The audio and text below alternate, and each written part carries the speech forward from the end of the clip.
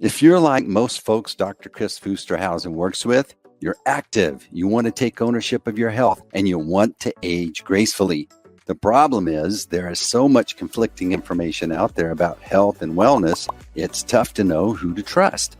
Most providers are limited by what insurance will approve, so it can seem like they're only able to help you manage your health decline with more meds.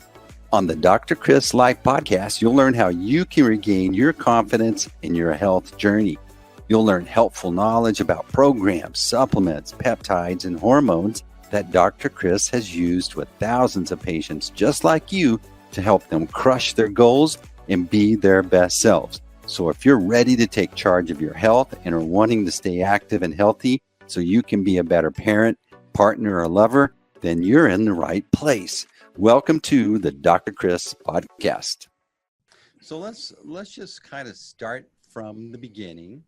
The intent of this podcast was to have a non-practitioner ask you and kind of bring stupid questions to this conversation to help people kind of get excited about this type of medicine that can really impact their medicine beyond maybe what they've ever considered before. So tell us a little about peptides. What's the scoop here, and why is this such a big deal? Well, first of all, I think the definition of a peptide is important because a lot of people have heard of peptides, but they're not quite sure what it really means. And first of all, we have over 7,000 naturally occurring peptides in our body. Peptides are simply chained amino acids in a certain sequence that produce a certain function. The government definition of a peptide is 43 or amino acids or under in a chained event. So again, many of the peptides that we use are bioidentical or naturally occurring.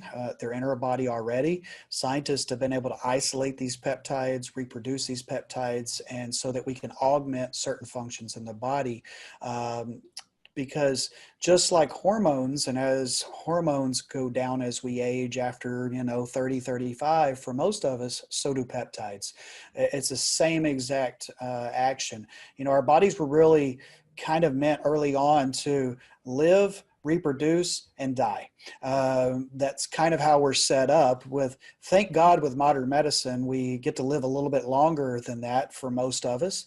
Lifespans are expanding, but hormones and peptides do not with that lifespan. And so there are just so many different peptides that do so many different things that physicians have access to. So physicians are traditionally, there's these borders that the insurance companies kind of draw where a lot of physicians aren't necessarily allowed to color outside of those lines, or at least that's my perspective, right? And so there are certain applications of medicines or therapies that your traditional, just general practitioner wouldn't really suggest because your insurance may not allow it, or you need to go through a certain set of processes. Am I wrong? No, I think you're right about that, but I do think there's a growing number of physicians, providers in America that are bucking the trend. I've always, actually, a brilliant physician I heard say the other day that insurance, basically, you work for the insurance company. You don't work for your patients. You do what the insurance will allow you to do for your patients. I'm very lucky, and most providers would be if they simply asked. So many more patients are willing to go outside of those lines. They don't want to be bound to just what their insurance will pay for.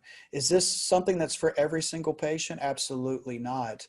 But one thing I tell doctors, because it's one thing that I do, is talk to doctors about peptides. And these will be doctors many times that have never heard of this before. They're familiar with the term peptide, but they had no idea they could actually prescribe peptides. And, we use peptides in traditional medicine all the time. One of the most popular diabetes medicines today is a product called liraglutide. Its brand name is Victoza. It's a peptide. Uh, so there are traditional medicines. Many peptides that we use have FDA indications.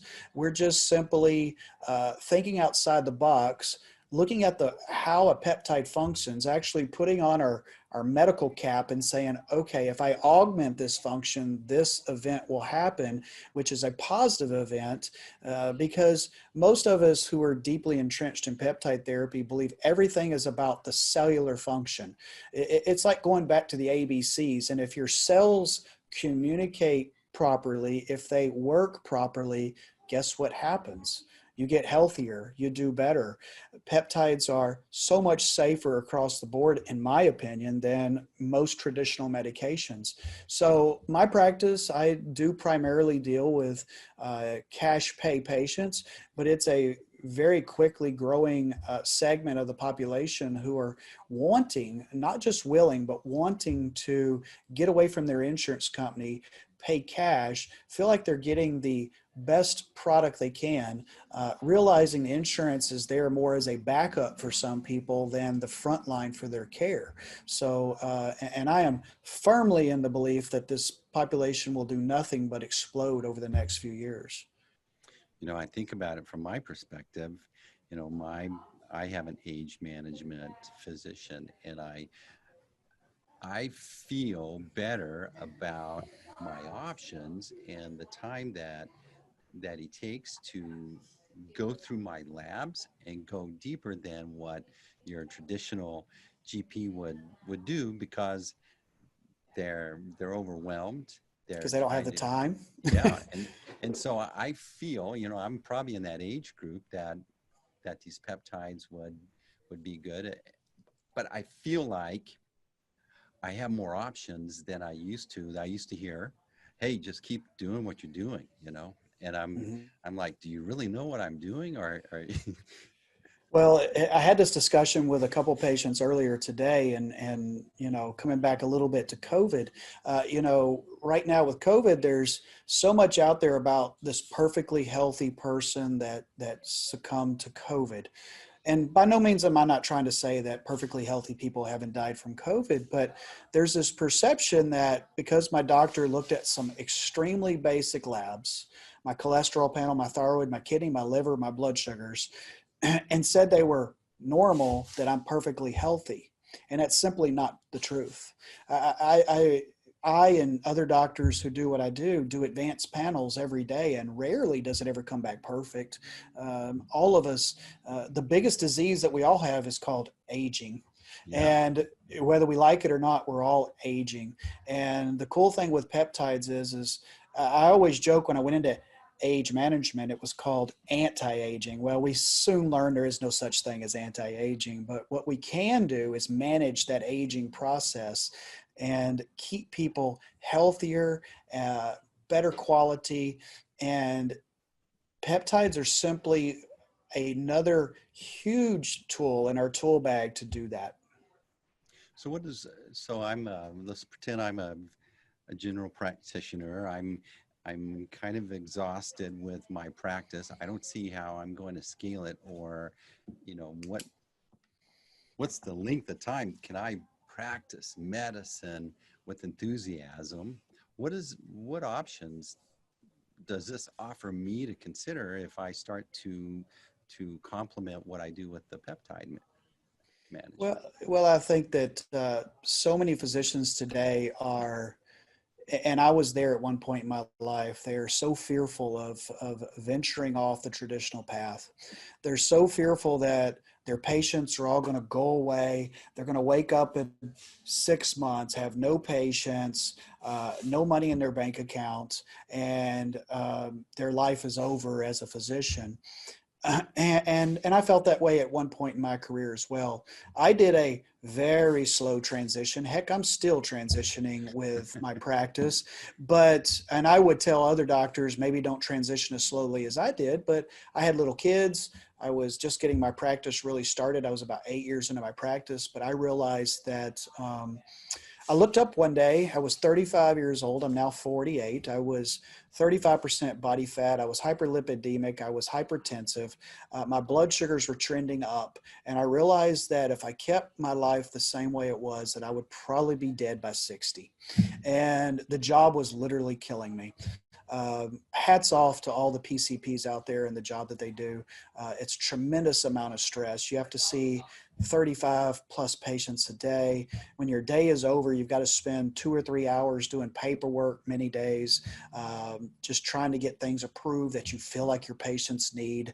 And I just realized I couldn't do it. And so when I talk to physicians now, I just try to encourage them that there is another way to do things. And you can, integrate peptides into your practice, still do traditional medicine. It's possible. You just have to talk to your patients in a different way. But the biggest thing I tell doctors to do, or let's say providers, because it might be a nurse practitioner, a PA, a doctor, is, learn about 2 or 3 of maybe the top peptides, get comfortable with them, and start treating a handful of people that are close to you, that you're not fearful of they're going to sue me or something of that nature, and then watch the results come. And as you see them come, you will become very comfortable with these things, and then you can start prescribing them to more people. And it won't take probably more than a year and a half till, my gosh, now I'm comfortable. I was talking earlier about how earlier today, how I've taken on training physicians with peptides. And, it's one thing I talk over and over about is just get comfortable with 2 peptides. Let's pick the 2 peptides for your practice that work. And it's different for every practice. And then let's just get really comfortable for 6 to 9 months. And, of course, I'm always encouraging them to slowly transition over to more of a concierge cash model. I think the last time I checked, there's like 40,000 doctors in America now doing this and growing every day. It's just like I was, my car dealership, like now you can pay a little more if you want to and have the concierge service when you go in, and people buy these things. People work hard and they're okay with spending a little more money to get something they feel value for. And I think there is something to someone actually paying for a service that somewhat more legitimizes that service for them versus I went in and paid my $15 copay with Blue Cross Blue Shield versus, hey doc, I paid you, $1,500 for doing this for me over a few months, but my gosh, I saw the results. And when I spend an hour talking about a patient's labs with them versus what I used to do 5 to 7 minutes, I think it makes a big difference. Wow. So let's start talking about where, if I was going to walk into it slowly, like you're talking about, what kind of patient would I want to start? What's the age range? Where are they in their life? What are they thinking? Who would be perfect to start testing or walking into it slowly?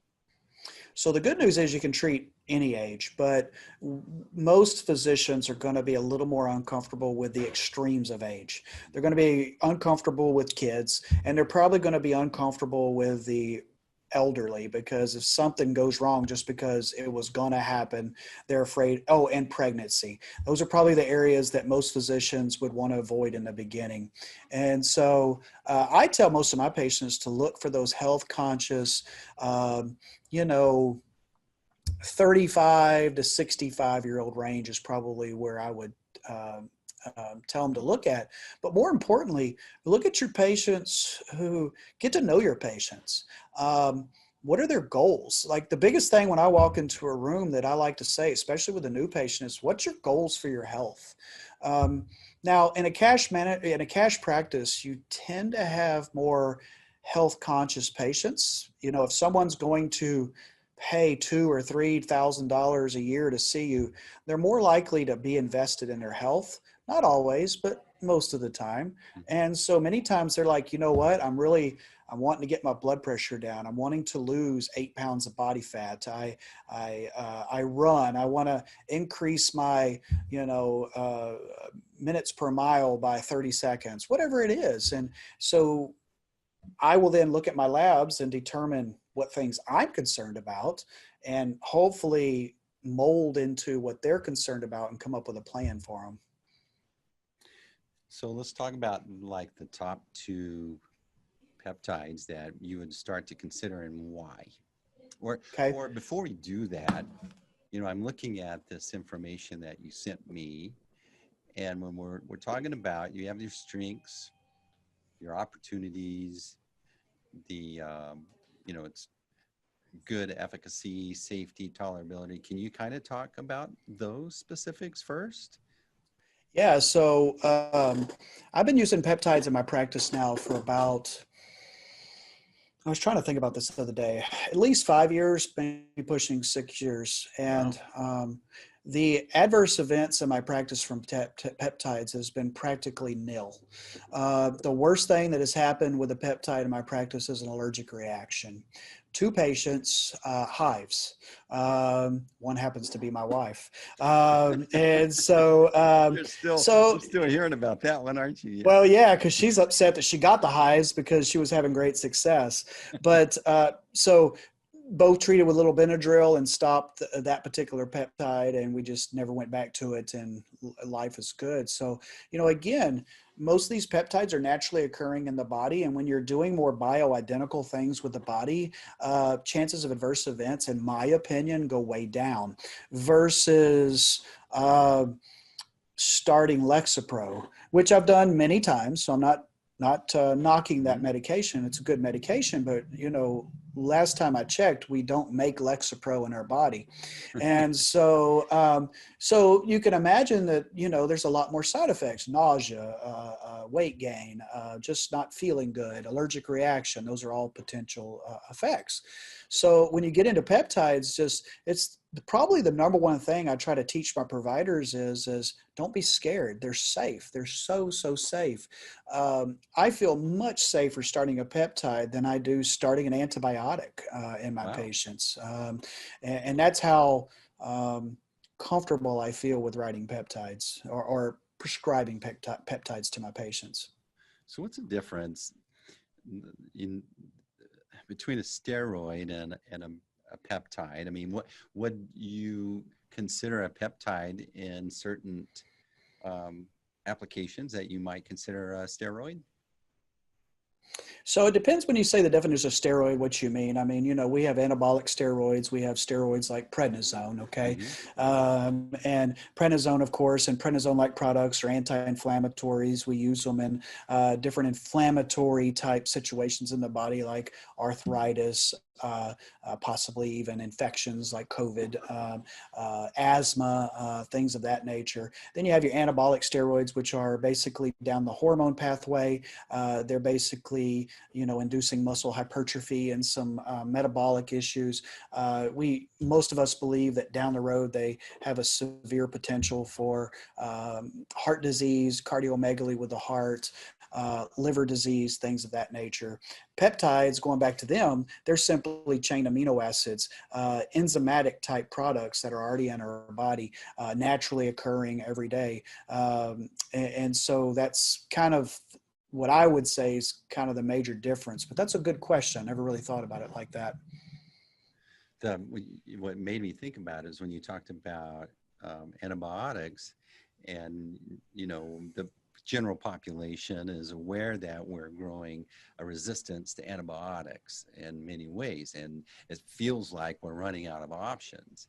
And I was interested when you said that, what application would a peptide, if you went first with that and it worked, then you would be resolving the resistance issue as well.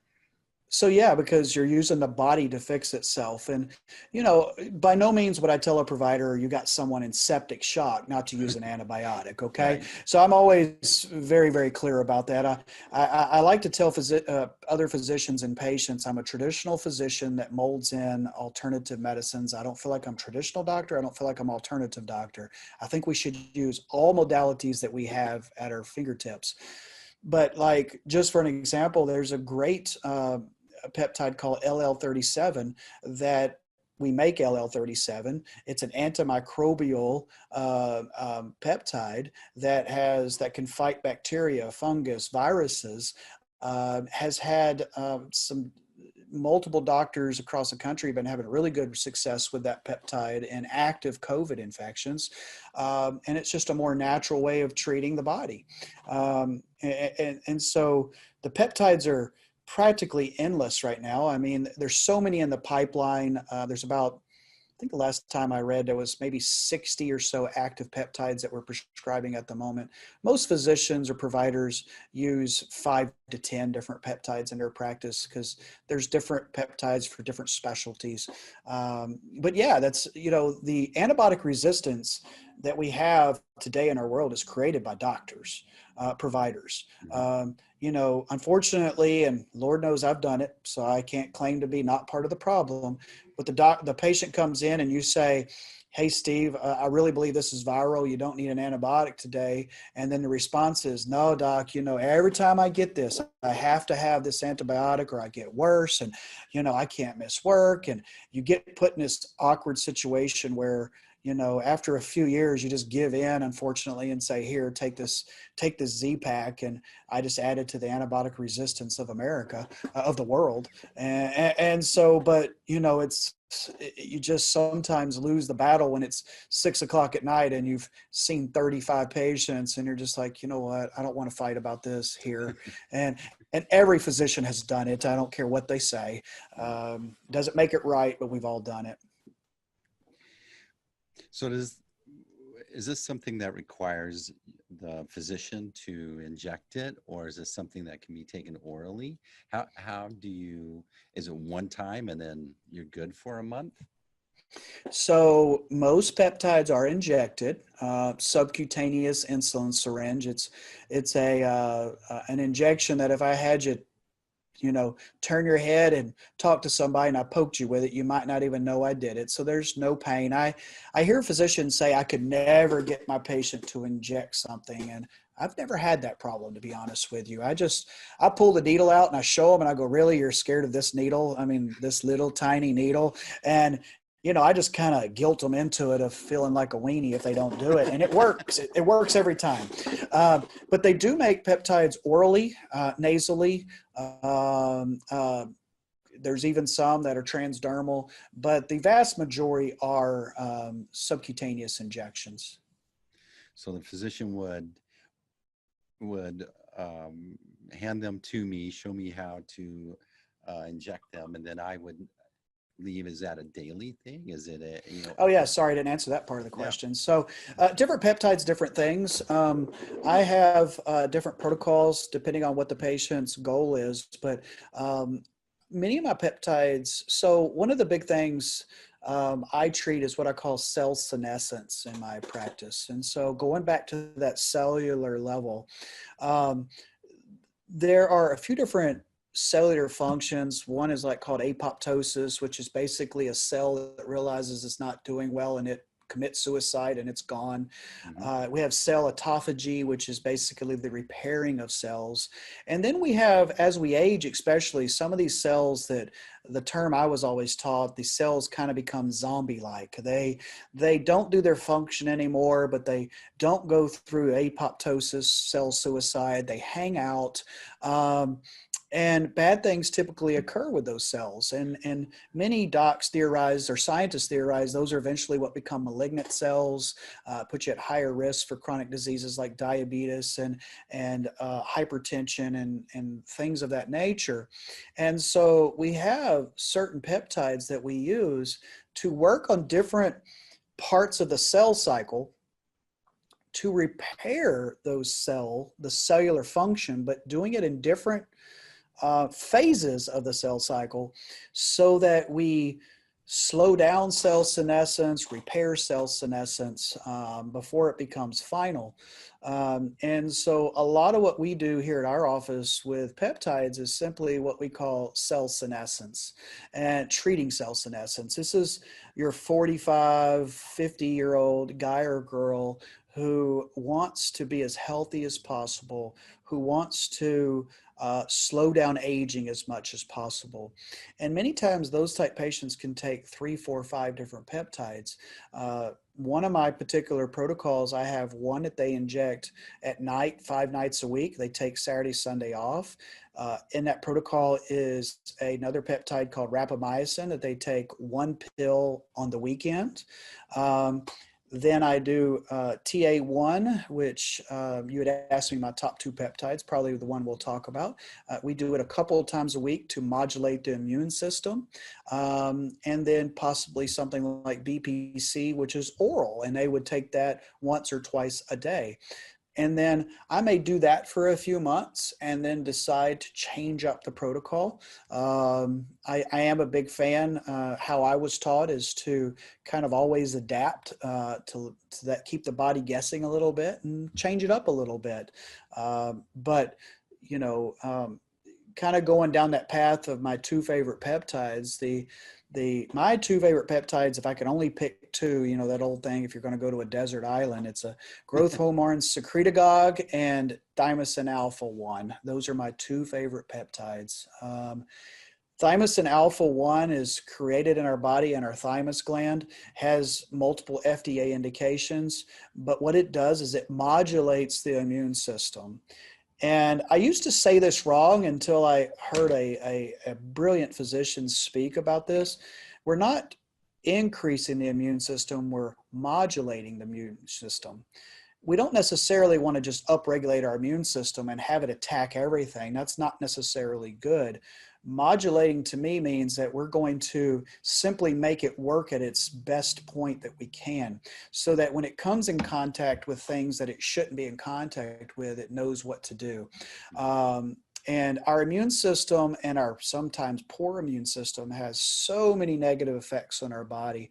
So many people walking around with gut issues, you know, my belly just doesn't feel good. I've got irritable bowel type symptoms, when simply what that really is just cell senescence.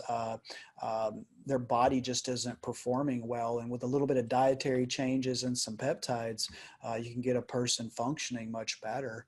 Growth hormone secretagogues basically work on the anterior pituitary gland to increase growth hormone secretion and production. And I'm always very clear to providers, this is not growth hormone. Growth hormone, I'm not a fan of.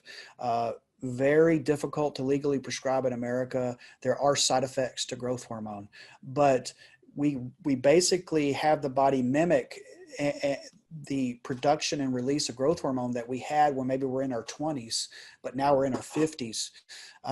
You know, there was a trial, a study that came out a couple of years ago called I think it was 2 years ago, called the TRIM study.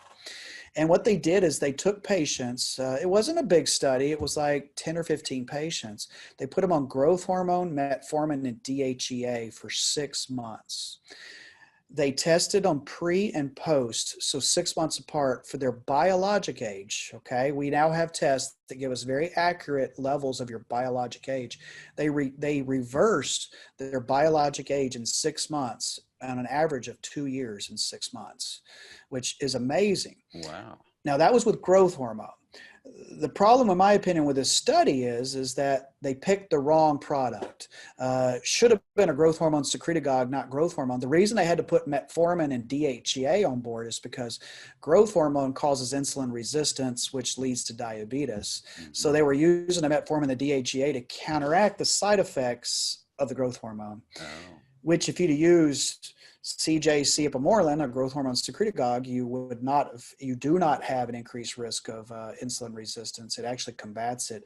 So anyway, but that's my point, is that, you know, you can, the really cool thing now is you can actually do advanced testing on patients, show their biologic age, do some of these practices with your patients for, I recommend 1 year, and then in a year retest them and see how a person actually got younger over a year. I mean, how amazing is that, to get younger? I mean, that's just not something that happens at our age typically. Well, not only are you going to get younger, but I would assume you're going to have more energy. What are some of the things that are reported back to you that folks experience after this sets in after a month or so? So just generally, I feel better. Most of my patients are active exercisers, and so they really come back and tell me like, "Oh my God, this is like what it was 10 or 12 years ago when I went to the gym. I'm actually seeing my waistline go down. I'm actually seeing my muscle mass go up.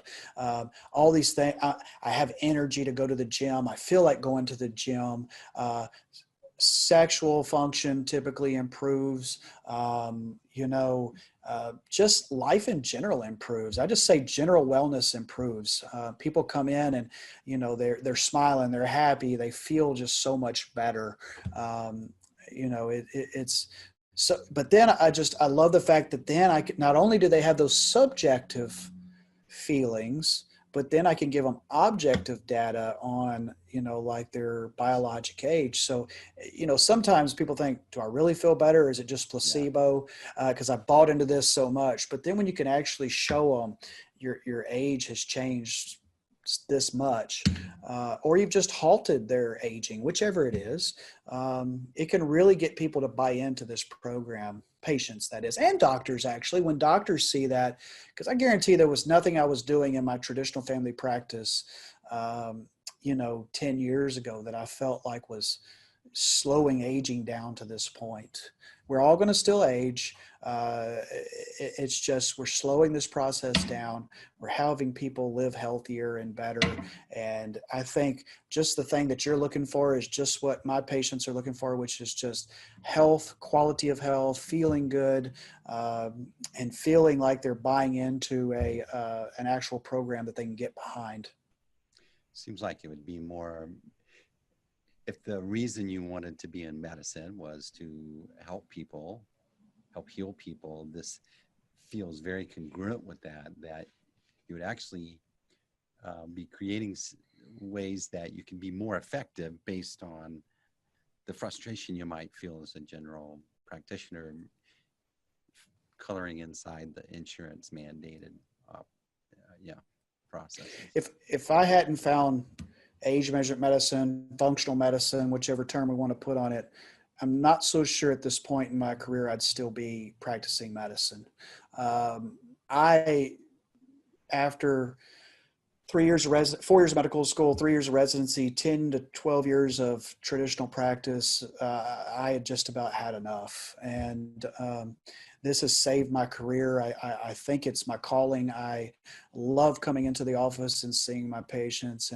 And I love family practice as well. By no means am I here to say I hated it. I hated the system is what I hated. Yeah.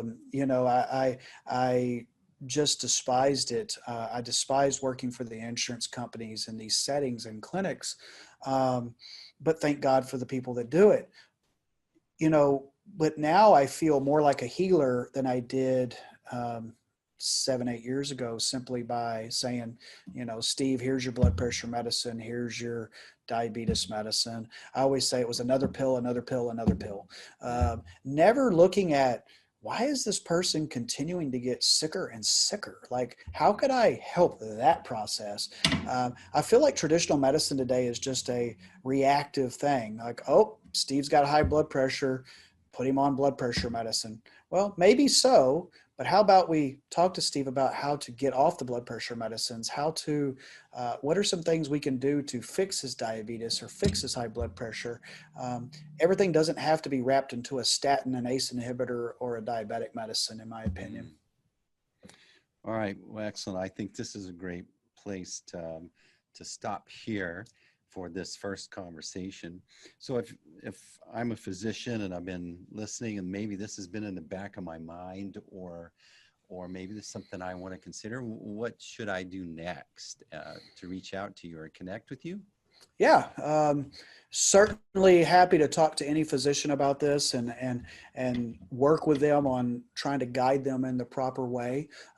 They can certainly contact me at my email or through my website, theresearchclinic.com.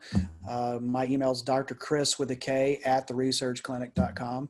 I respond to any provider that reaches out to me, talk to them about what we're doing. I love to share the knowledge and would be more than happy to speak with anyone.